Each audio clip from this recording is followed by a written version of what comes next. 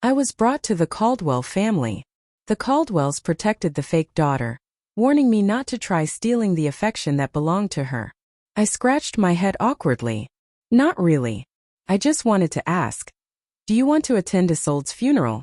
The Caldwell family's faces suddenly changed. What do you mean? I'm not Isolde. I'm her friend. Isolde, she died last week.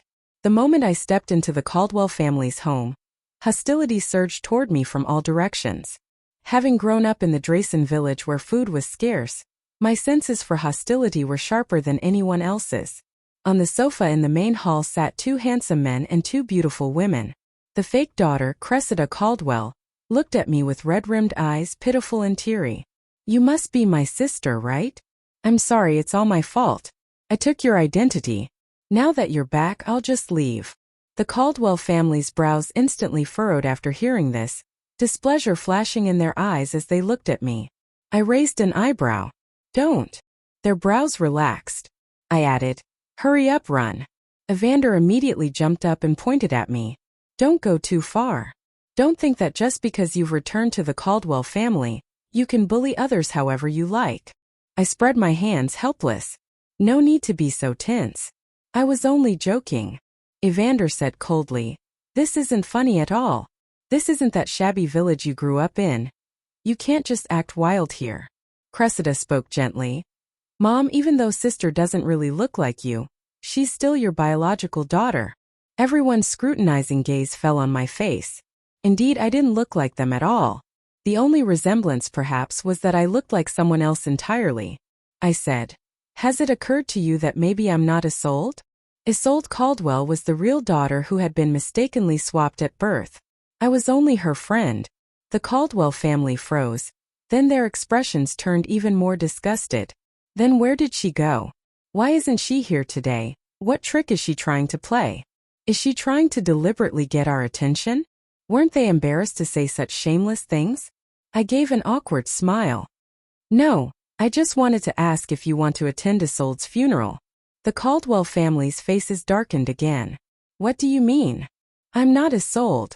I'm her friend. Isolde died last week. These words exploded like thunder in the silence of the Caldwell household. Evander frowned deeply. This must be her refusing to come, making someone lie for her. Just another trick to gain sympathy. So full of schemes before even returning to the Caldwell family. No wonder you grew up twisted. Father Caldwell's face was stern. I don't care who you are, but this joke isn't funny. Uncle, who's joking with you?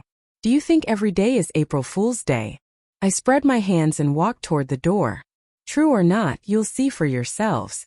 Today happens to be Isolde's 7th-day memorial. The Caldwell family drove me to Drayson Village, the place where the fake daughter's parents lived. The roads in the village were rugged and hard to travel. When the car could no longer move forward, we had to get out and walk. The stench of cow dung along the path instantly changed the expressions on the Caldwell family's faces. Cressida couldn't help but gag. Evander's face was grim. You'd better pray everything you said is true. I raised my brows in surprise and looked at him. What did you just say? Are you praying that your real sister is dead, just so your fake sister can keep her place? Evander realized he had spoken wrongly. I didn't mean it that way, I was saying. I quickened my steps, soon leaving Evander behind. Then I added casually, when I was little I was bitten by a dog, so I'm especially scared of barking. Evander's face instantly darkened. He was about to say something else, but I cut him off. We're here. In front of us was an ordinary little mound of dirt with a wooden board stuck in it, Isolde's name written on it. Such graves were everywhere in the countryside, nothing unusual about it. The Caldwell family froze, their expressions identical. Shocked, startled, and disbelieving. With a hint of disdain. Mother Caldwell covered her lips, trembling as she asked, "This is Isolde?" I nodded. Her voice quivered with sobs. How did she die? I stared at Isolde's name, my voice utterly calm. She was beaten to death by the Drayson family. Because Isolde had finally managed to get admitted into college, and she secretly saved money to go. But the Drayson family found out. They originally planned to marry her off to an old bachelor in the village for a bit of bride price. When they discovered she wanted to run away, they got furious. Just like before, they beat her. But this time they accidentally killed her. The Caldwell family's faces went pale. Cressida stammered. But everyone knows killing is against the law. I turned back and sneered. And doesn't everyone know that swapping children is against the law? Cressida's eyes reddened, about to cry again. Are you a demon born from a leaky faucet? I asked. Cressida glared at me aggrieved. I ignored her and continued. Until the very end, Isolde never knew her real parents weren't these devils from the Drayson family. Mother Caldwell's tears finally fell. But Evander still refused to believe. Who knows if this is really Isolde? What if this is just her trick to get our attention, to make us regret it? Father Caldwell scolded him sharply, yet when his eyes turned back to me, they carried doubt and scrutiny. I laughed. A laugh filled with rage. I closed my eyes, taking deep breaths to press down the fury boiling inside me. And at the same time, I felt how unworthy Isolde's fate was. By the time Isolde learned she had been deliberately switched at birth by the Drayson family, it was already too late. Her eyes had glimmered with hope. Lisa, can you go see them for me? If they're good people, just tell me. If they're not, then I don't want them anymore. She coughed up a mouthful of blood. Lisa, I'm leaving, take care of yourself. And Isolde left. Just 18, accepted into a good university, yet before she could experience life, she was gone. The Caldwell family had known for a long time that their daughter had been swapped at birth, but Cressida's college entrance exam was approaching. They feared the truth would affect Cressida, so they dragged it out. They never really valued their biological daughter. Coupled with the Drayson family's deliberate concealment, it was no surprise the Caldwell family didn't know Isolde Caldwell had died. So when the Caldwell family came looking, I followed the driver to them. Suppressing the coldness in my eyes, I told the Caldwell family, since you don't believe me, I'll make you believe. The Drayson family's front gate wasn't closed, and as one approached, voices of conversation could be heard from inside. Such a pity that girl Isolde is dead. What about old man Drayson then? Should we return the bride price first? Damn it, that $20,000 bride price has already been spent. With what would I return it? That dead girl. Why couldn't she die earlier or later? Of all times she had to die now. What rotten luck. The thug spat, full of frustration. Shit, why did you hit her so hard back then? You went and beat someone to death for no reason. Now where are we supposed to find another woman? Mother Drayson pouted with grievance. I was just furious that this girl wanted to run off with money, wasn't I? She secretly saved up so much behind our backs. Beating her to death was too light a punishment. Father Drayson lit a cigarette, eyes suddenly gleaming. Don't we still have our real daughter who's been raised in a rich family? Why not go ask her for some money to smooth things over? The thug grinned lewdly. I heard the Caldwell family spoils that daughter of theirs. She gets pocket money in the millions. As her family, isn't it only natural for us to ask her to support us a little? Mother Drayson nodded. Right. That dead girl enjoyed years of fortune. It's about time she repaid us. Outside the door, the Caldwell family's faces darkened with rage. They were now convinced Isolde had truly been beaten to death by these heartless people. Evander couldn't help but rush in, grabbing the thug by his collar and landing a punch. You beasts! Who the hell are you? I'm Isolde's real brother. What? Father Caldwell ordered the driver who had come with them to teach the Drayson family a lesson. But a driver was just a driver. He knew nothing of fighting. The Draysons weren't weak either. They grabbed farm tools and fought back. Mother Caldwell, overstimulated, fainted on the spot. Cressida sobbed and wailed, but no one paid her any attention. The scene devolved into utter chaos. I stood outside, calmly watching it all. A man approached from the side, asking, "Satisfied?" I shook my head. Not enough. Far from enough. Compared to everything Isolde went through, this doesn't even come close. The man frowned. Then what do you want? I spoke softly. I want the Caldwell family to lose what they treasure most and in the end meet a miserable death. If you can make that happen, I'll follow you in everything from now on. Fine. I didn't rush to leave. Father Caldwell, face dark with gloom, came to me and whispered a warning. I hope no one else learns of what happened today. I met his gaze and smiled faintly. And how do you plan to handle this matter? This is our family's business. Father Caldwell paused, then added, "We'll give Isolde the explanation she deserves. It better be that way." Father Caldwell turned back, giving me a few appraising glances before nodding in agreement. But the disdain and perfunctory attitude in his eyes were practically overflowing. I kept the same expression as I watched him walk away. I arrived at a certain courtyard and stopped in front of a gravestone covered with blooming flowers. On the gravestone was a photo of a girl, her smile as radiant as the blossoms. "Isolde, I've come to see you. You won't blame me for secretly moving your grave, will you? I went to see your biological parents. They're not good people at all. They actually protect the daughter of the culprit like she's some kind of treasure. Ha ha ha, the funniest thing is, they actually mistook me for you. Isn't that ridiculous?" The place was quiet, with only the faint sound of the wind and my own murmuring. I gently stroked the black and white photo. It was one I had someone draw. Isolde never had any photos taken, and there was no so-called memorial portrait to use. On the night Isolde died, a middle-aged couple came to me and revealed my true background. I was actually the real daughter of the Winslow family. Years ago, a nanny had deliberately switched the babies in their swaddles, and because of that, I had suffered over 10 years of hardship. I laughed. Who would have thought fate would play such a huge joke on me? No wonder that family beat and cursed me constantly. No wonder my life was worse than that of an animal. Turns out I wasn't even their biological daughter. Their real daughter was enjoying wealth and comfort in a rich household. But my mind buzzed endlessly.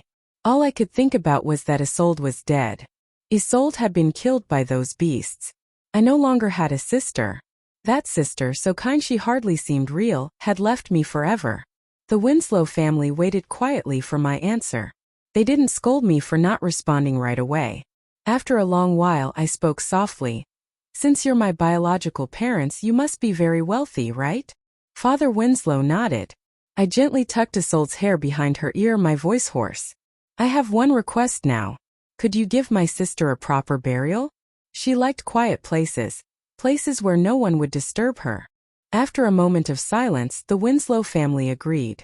We buried Isolde in a courtyard. It was peaceful and beautiful.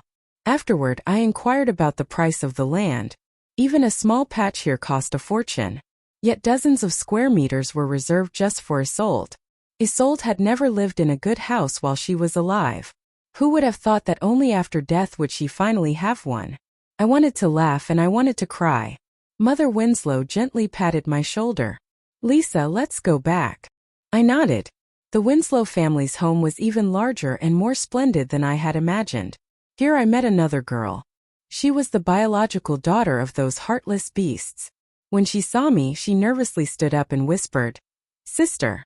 I looked her over for a while, fair-skinned, beautiful, with that kind of innocence molded by money and comfort. The dress she wore looked soft just from its texture, and the diamonds around her neck shone so brightly they hurt the eyes. Later, I learned this kind of gem was called fire diamonds, tens of thousands for just 1 carat. I turned back to look at my biological parents. "So, you're not going to tell me you plan to keep her, are you?" Mother Winslow shook her head. "This child feels guilty for wronging you, so she wants to stay and atone." Atonement. I was a little surprised. Theodora stepped forward, bowed at a 90-degree angle and said softly, "I'm sorry. I took your place and caused you to suffer for so many years. I know a light apology means nothing, but I still want to do something to make it up to you. Please don't rush to drive me away. Listen first. I've learned Sanda, Taekwondo, and boxing. I'm pretty skilled and I'm strong too. I've also dabbled in other fields. If you don't mind, I can be your assistant. Whatever you tell me to do, I'll do it." To put it bluntly, she meant she would fight wherever I pointed. "Of course, if you find me an eyesore, I'll leave the Winslow family tonight. I won't take away anything they've given me, and I won't accept any help from them in the future. I'll also work hard to earn money and repay 70% of my future wages to the Winslow family for raising me. The remaining 30% will be for survival." She looked at me nervously. The Winslow family members said nothing. It was obvious they tacitly agreed. I felt a bit relieved. At least the Winslow family knew where to draw the line. But looking at Theodora's thin arms and legs, it was hard to believe she was strong and could fight. Until I saw her pull 2 trees out of the courtyard with her bare hands. Holy shit. They were pretty big ones too. My cheap brother Caspian instantly turned dark-faced. That was the cherry blossom tree I just transplanted. Theodora looked embarrassed.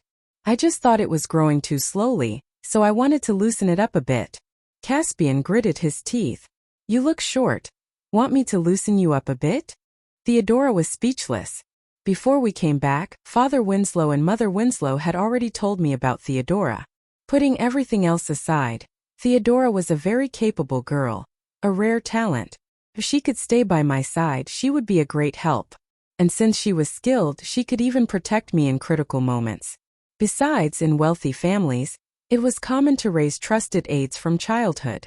Theodora had grown up in the Winslow family since she was little, so her character and loyalty were guaranteed. Now that she felt ashamed before me, she would naturally serve me even better. I nodded. All right, then you can stay. Theodora froze for a moment, then was overjoyed. But her joy came too soon. She still had to spend hours every day tending to that cherry blossom tree she had destroyed. Isolde was a good girl. Even though the Drayson family treated her terribly, she always remained optimistic. When I was little, that family often refused to give me food. Starving and desperate, I sneaked into the kitchen to steal some. But the cupboards with food were locked tight. When they discovered my intentions, they beat me half to death. Just as I was about to fade away, Isolde appeared. She gave me the little food she had left and carried me on her back to beg the village doctor for help. At first, the doctor refused to save me. So Isolde knelt at his door, kowtowing and begging him to treat me. In the end, the doctor agreed, but demanded that she chop and deliver 5 bundles of firewood to him every day. Isolde was already hungry, poorly clothed, and burdened with endless chores, yet she still kept chopping 5 bundles of firewood daily for the doctor. Eventually, the doctor softened. Whenever Isolde and I were beaten and injured, he was willing to treat us. That was the only guarantee we had for survival. My days in Drayson village were something I never wanted to recall. Too horrifying, like living in hell itself. I thought many times. Why not just set everything on fire and burn those beasts to death? If it came to it, we'd all perish together. After all, my life was already unbearable. Since I couldn't live well, why should they? But Isolde appeared like a ray of light. She selflessly helped me. I couldn't understand it. How could someone be so good? To save a person who had nothing to do with her, only to make her own miserable situation even worse. Yet Isolde held me and said, "Don't be afraid, Lisa. I'm your big sister. It's only right that I protect my younger sister." But I never had a sister. My so-called family was nothing but a pack of cannibalistic demons. I still wanted to die. Isolde stubbornly stopped me again and again, teaching me. She said as long as we stayed alive, things would get better. There would always be hope. I still remember my expression then, as if I had seen a ghost. I was 2 or 3 years younger than her, but I wasn't stupid. Then it dawned on me. Was she saying there was hope we could wipe out the entire village? Because honestly, there were hardly any good people in Drayson village. That doctor lived outside the village. He rarely had contact with them and wouldn't be affected. And I wanted to see just how long Isolde's kindness toward me would last. Would there come a day when she got fed up with my malice and coldness, when she'd finally curse me, grow distant and abandon me? The thought made me strangely excited. The venom left in me burned like a fire, pushing me to keep living. But everything ended too abruptly. Isolde was gone.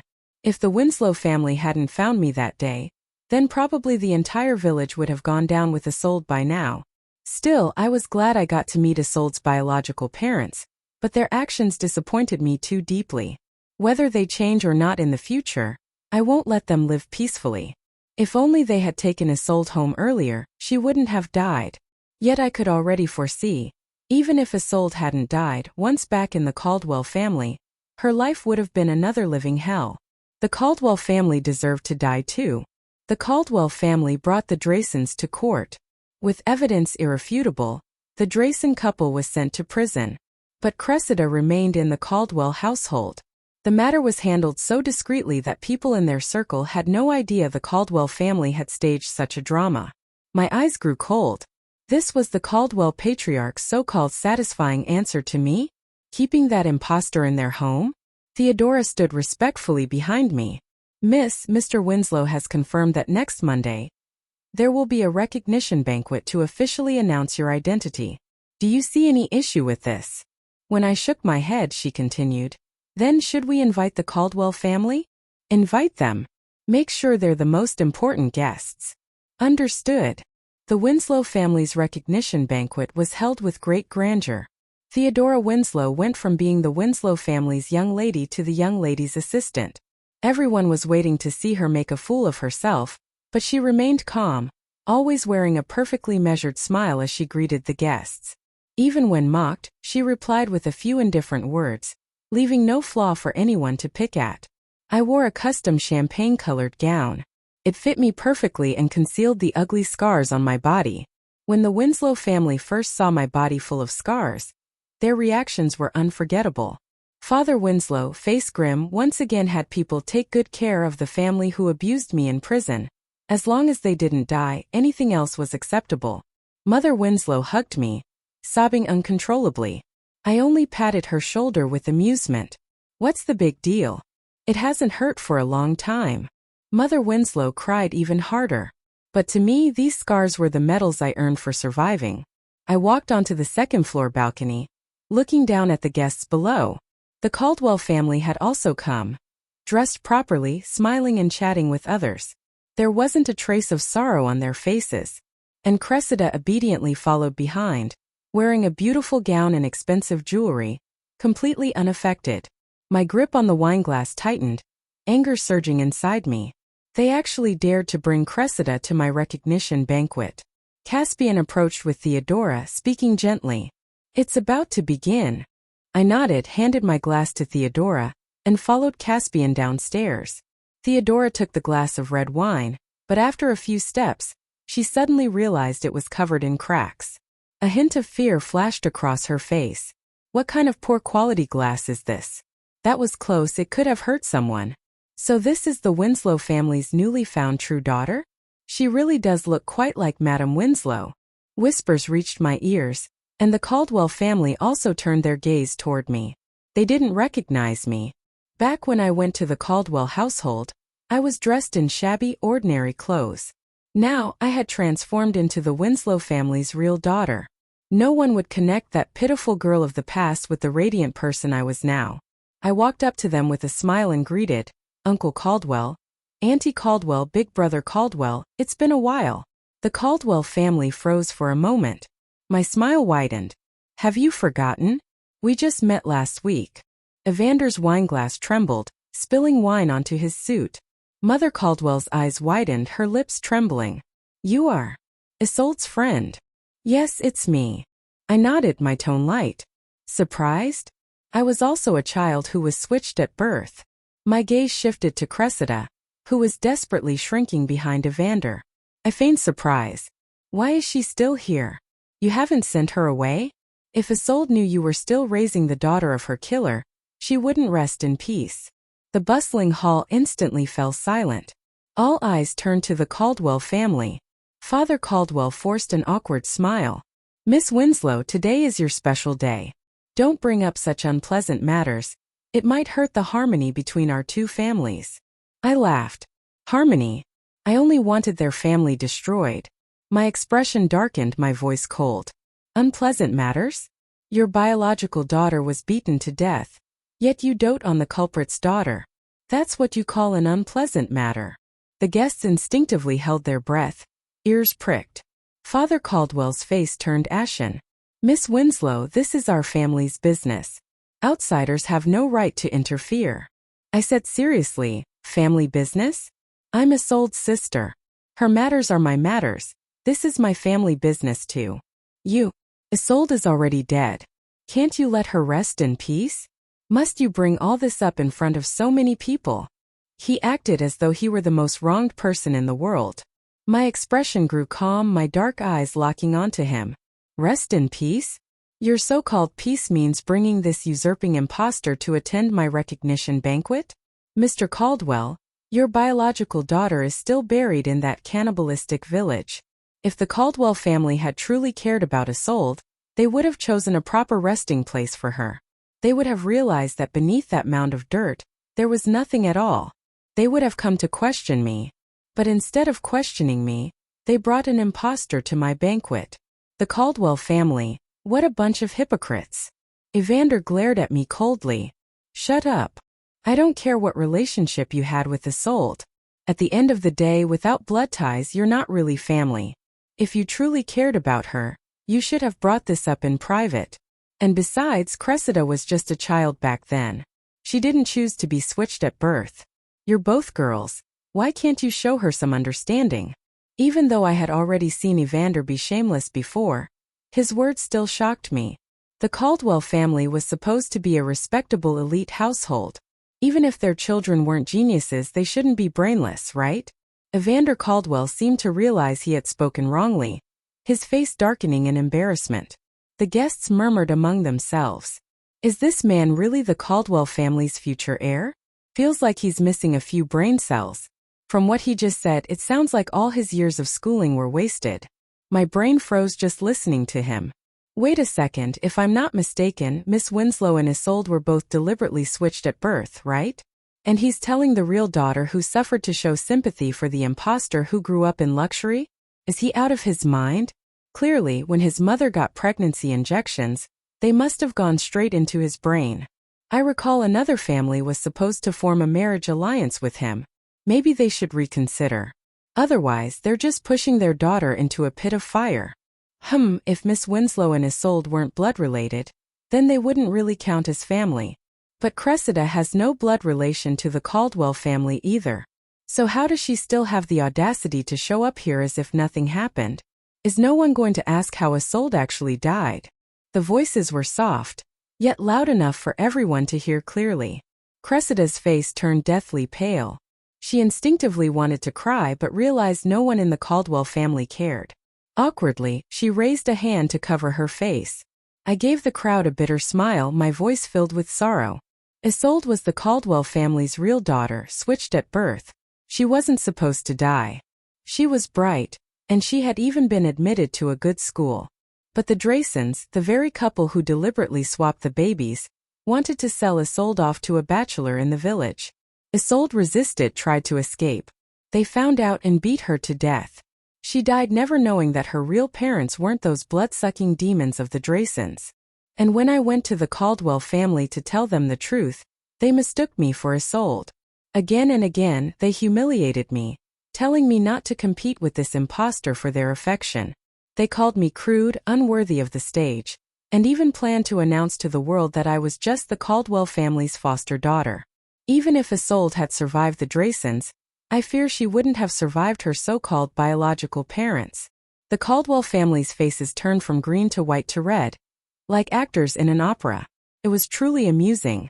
I watched with interest, not bothering to hide the malice burning in my eyes. This was deliberate. I wanted to rip away their so-called veil of dignity and expose this nest of maggots under the sunlight. So concerned with appearances? So proud of their family manners? Then let everyone see the Caldwell family's fine education. Isolde was so kind, but even if she had returned to the Caldwell family, faced with their true nature, she would have ended up either dead or depressed. As for me, reputation doesn't fill the belly, doesn't keep you alive. I couldn't care less. Even if the Winslow family grew to hate me after today, I still wouldn't care. The real Lysandra had long since died in Drayson Village. What remains is Isolde's good little sister. And it is only right that a younger sister avenge her elder.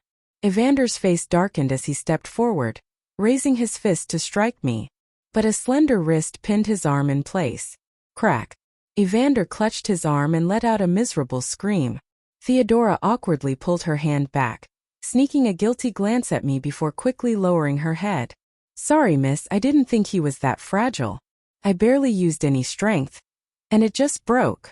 If it's broken, can't it just be set back in place? I asked. Oh, right.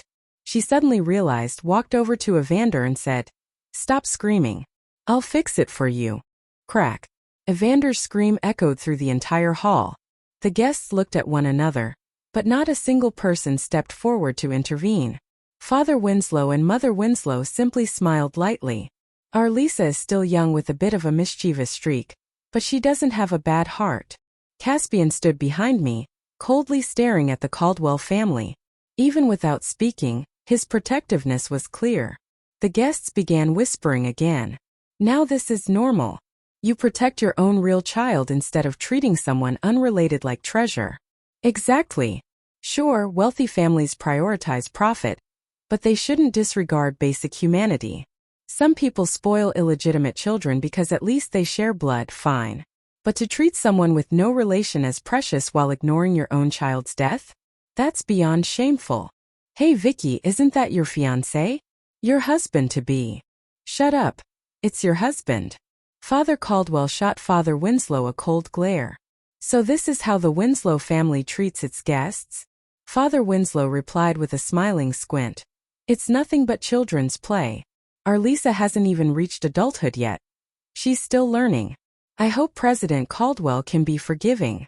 Father Caldwell's face flushed an ashen blue with anger as he flung his sleeve and stormed out.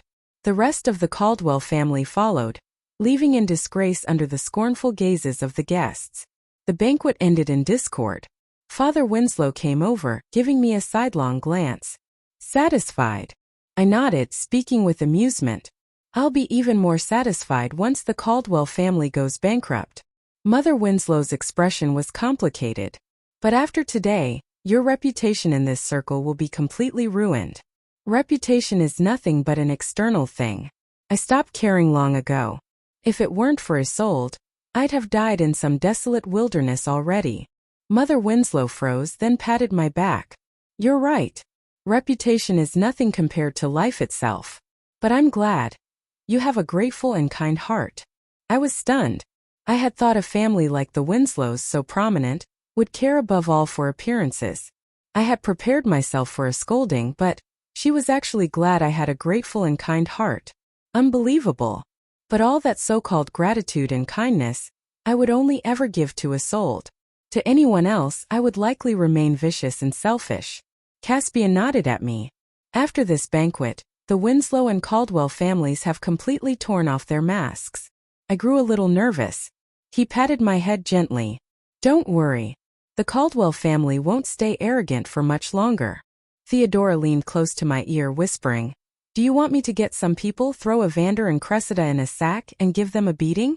Don't worry, I'll make sure there are no marks. I raised an eyebrow, neither agreeing nor refusing. Mother Winslow affectionately held my hand and led me toward the dining room. You didn't eat much at the banquet just now. You must be starving. I had the chef prepare your favorite dishes. Eat more. Look at how thin your arms are. I followed obediently. For some reason, a sour ache welled up in my heart. Why hadn't these good things ever happened to Isolde? Why was it that someone as vicious and selfish as me was living the good life she once wished for? The Caldwell family's downfall came even faster than I expected. The Winslow family cut off all cooperation with them. Smaller companies followed suit, afraid to offend the Winslows.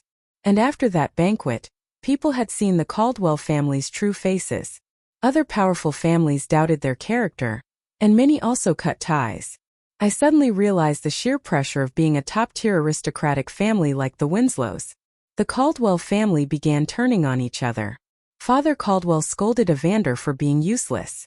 Evander blamed Father Caldwell for poor decisions. Mother Caldwell cried all day. Cressida lost her life of privilege. With her fake heiress identity exposed, her biological parents revealed as the ones who killed the real daughter, she was shunned by society. Later, Father Caldwell somehow heard that if he handed Cressida over to me to vent my anger, the Winslow family might spare the Caldwell family. But before he could act, Cressida had already fled overnight with money. The Caldwell family panicked completely. Without money, without allies, they flailed like headless flies. Their troubles were posted online. Anyone who dug deeper easily uncovered the truth. The media swarmed the story, exaggerating and spreading it further. With business rivals piling on malicious competition, and old scandals once suppressed by power now all coming to light, the Caldwell Corporation became a rat on the street, hated by all. Soon, the Caldwell Corporation shut its doors for good. Meanwhile, the two baby switching cases in Drayson Village drew attention. Authorities were sent to investigate. They discovered that Drayson Village was actually a transit hub for human trafficking. The guilty were punished, the innocent spared. For a time, the media exploded again. The central government even issued a statement reminding everyone to watch their children closely, especially newborns. Guardians must remain by their side at all times to prevent abductions, swaps, or malicious baby switching. On the day I went to school, someone suddenly covered my mouth and nose. I cooperated and pretended to faint. The trunk was filled with a damp, moldy smell. Without showing anything on my face, I pressed lightly on my watch. Snippets of conversation drifted in from the front. "Lysandra, that bitch. I'll never let her off easily. Don't be impulsive. Once we get the ransom, everything will be fine." The man's voice dripped with venom. It took me a while to realize it was Evander. I subtly adjusted my posture to be more comfortable, my fingertips lightly tapping the smooth surface of the watch. The cold touch of the metal gave me a sense of security. The Winslow family and the police should already be tracking this van using the locator. After the Caldwell family's bankruptcy, the Winslow family worried something might happen to me, so they had a tracker installed in my watch. The moment the alarm was triggered, both the Winslow family and the police would immediately know my location. After going bankrupt, Father Caldwell and Evander Caldwell, proud as ever, refused to start over from the bottom. But who would dare hire men with their reputation? As a result, they were burdened with debts while idling their days away. And since I'd been wondering how best to send them to prison, wasn't this the perfect opportunity? I didn't know how long it had been before the van suddenly screeched to a halt. My body lurched forward, my forehead nearly hitting the partition. "We're here." Evander's voice carried an edge of impatience. Then came the sound of a door opening, followed by approaching footsteps. The trunk was yanked open, sunlight stabbing into my eyes and forcing me to squint. Evander's twisted face loomed in front of me, his gaze cold and vicious. "Lysandra, you never thought this day would come, did you? Who told you to stand up for that dead Isolde? Today you'll learn your lesson." Just then, sharp sirens wailed in the distance, growing louder and closer. Evander's face instantly turned pale. "Why are the police here?" His accomplice panicked too, fumbling to shove me back into the trunk. Too late. I snapped the ropes and kicked him away. Several police cars screeched around the corner, quickly surrounding the van. Officers raised their guns, shouting, "Don't move! Release the hostage!" Evander still tried to resist, but before he could act, the police rushed him to the ground. With a click, the handcuffs snapped shut around his wrists. He struggled, glaring at me with venom. "You did this." I stood up, dusted off my clothes, and waved the watch in front of him. "Did you really think everyone was as stupid as you?" Before long, the Winslow family also arrived. Mother Winslow rushed forward and hugged me tightly, her voice trembling. "Are you all right? Were you hurt?" I shook my head, then glanced at Evander and the other kidnappers being dragged away. The heavy weight in my heart finally eased. Evander and his accomplices were lawfully arrested for kidnapping. Father Caldwell was also implicated for the financial crimes tied to the Caldwell family's bankruptcy. Both were sent to prison. Mother Caldwell, completely unaware, only regretted it when her husband and son were locked up. But by then it was far too late. That night I had a long dream. In the dream, Isolde didn't die in Drayson Village. Instead, she safely returned to the Caldwell family. But because she had suffered severe injuries, she was kept in the hospital. At first, the Caldwell family often visited her. Yet their faint sense of guilt over losing their daughter soon faded away, worn down by the fake heiress's subtle manipulations. Later, they were busy celebrating the fake daughter's entrance banquet, her birthdays, and other events. No one remembered the girl in the hospital. Finally, when Isolde had mostly recovered, she returned home. But her parents and brother still treated the fake daughter like treasure, terrified she might suffer the slightest grievance. Isolde, caught in between, became awkward and out of place. Because of years of labor, even after time in the hospital, the wear of hardship still showed on her body. Malnourished, frail, prematurely aged, her condition was hard to change. Meanwhile, the fake daughter bloomed radiant like a white swan, making Isolde look more and more like an unwanted ugly duckling. The fake daughter wasn't simple. She deliberately framed Isolde, fabricating evidence that Isolde was jealous and bullied her. Then, acting pitifully, she claimed it had nothing to do with Isolde and pretended she wanted to leave the Caldwell family. Would the Caldwells ever agree? Of course not. Instead, they vented all their anger on Isolde, leaving her no way to defend herself. Backed by the Caldwell family's favoritism, the fake daughter escalated even further, even hiring people to stage a kidnapping. The kidnappers forced the Caldwell family to choose between the two daughters. The fake daughter, looking noble and selfless, declared that since she had stolen Isolde's identity, she would not let the Caldwell family suffer because of her. So she sacrificed herself, leaping into the sea to give Isolde a chance to live. Isolde survived, but was hated all the more by the Caldwell family. They decided everything was her fault and abused her even more viciously. Just when the Caldwell family's guilt toward the fake daughter reached its peak, the girl suddenly returned, saying she had been saved by a kind stranger. After that, every time the kidnapping was mentioned, the Caldwell family doted on her even more, until they finally drove Isolde out of the house. Penniless, Isolde starved to death on the street. In the dream, those hopeless, empty eyes suddenly locked with mine.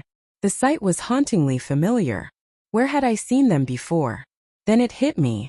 When Isolde died, she had been overjoyed to learn she was the Caldwell family's real daughter. She still had a strong will to live. But then somehow her beautiful eyes dimmed, reflecting only emptiness and death. After resuscitation, the doctor shook his head in regret. The patient lacked the will to survive.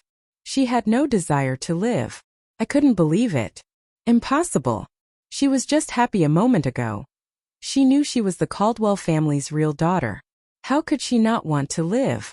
The doctor sighed. We did everything we could. But her injuries were too severe, and her body too depleted. The fact that she even made it to resuscitation was a miracle. Stumbling, I rushed to Isolde's bedside.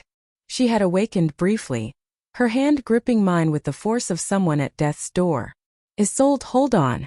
You'll be all right, you must be all right. Isolde shook her head weakly, whispering, Lisa, I had a dream. I dreamt I went back to the Caldwell family, but they treated me so badly. Isolde, that was just a dream. The Caldwell family has money. They can cure all your illnesses. You'll go to school, you'll live a rich life. Her eyes flickered with hope. Lisa, can you go and see them for me? If they're good, tell me. If they're not, then I don't want them. Then she coughed up a great mouthful of blood. Lisa, I'm leaving. Take care of yourself. The one I worry about most, do you? So she had known her ending all along. That was why she had no will to live. Mother Caldwell became utterly alone. She had lived her entire life in luxury without the slightest survival skills, and in the end could only beg for food. When I saw her again, she was in rags, her hair filthy and disheveled, completely unrecognizable from the elegant and noble Madame Caldwell of the past. I almost didn't recognize her. Well, isn't this Madame Caldwell? It had been so long since she heard that title. Her expression went blank for a moment before she suddenly lifted her head, meeting my half-smiling eyes. It's you, Lysandra. Her eyes lit up. She scrambled toward me, trying to grab the corner of my clothes. Lysandra, I know we were wrong. Please forgive us, give us a way to live. I stepped back a few paces, sneering. A way to live? Did you ever give Isolde one? If you had taken her home earlier, she wouldn't have died. But I bet you still don't know. There's no body under that mound at all. Mother Caldwell stared at me in shock. The look in her eyes gave me immense satisfaction. Drayson Village, that man-eating hellhole. How could I bear to let Isolde rest there? And you, her biological parents, never once thought of moving her grave. Well then, from now on, don't bother seeing her again. Everything that has happened to the Caldwell family is what you deserve. She froze, tears spilling down her face, mumbling over and over. I was wrong. But what use was regret now? I strode away. Later, Caspian told me that Father Caldwell and Evander were faring terribly in prison. He had made arrangements so no one dared look after them. They were forced to do the hardest, dirtiest labor and were constantly bullied. Cressida had fled abroad but was swindled out of her money and sold on the black market. She disappeared without a trace. Rumor had it she eventually died, miserably. I didn't bother with any of it. I returned to high school, preparing to take the entrance exam for the university Isolde had been admitted to but never lived to attend. I wanted to see for her, to walk through the campus she had longed for.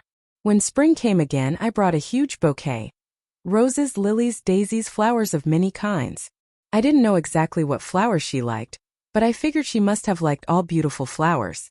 I laid the bouquet before her gravestone and whispered to those beside me, "You should head back first. I'd like to be alone with Isolde for a while." Caspian and Theodora exchanged a glance, then left one after another. I gently caressed the gravestone as warm sunlight fell. Even the cold stone seemed to glow with warmth. "Isolde, I avenged you. Everyone who hurt you has been punished. You don't have to be afraid anymore. Isolde, I'm going to take the college entrance exam this year. Do you think I can get into the same university you did? You always said I was dumb, stubborn, and inflexible. Well, look at me now. I sent everyone who bullied you to prison. Doesn't that make me smarter? Isolde, I'm living a good life now. The Winslow family treats me well too. If you were here, I know you'd be happy for me." Just then a sparrow flew down, landing softly on my shoulder. It brushed its tiny head against my cheek, circled above my head once, and slowly flew away. Watching its departing figure, I suddenly smiled. The end. Please subscribe for more stories.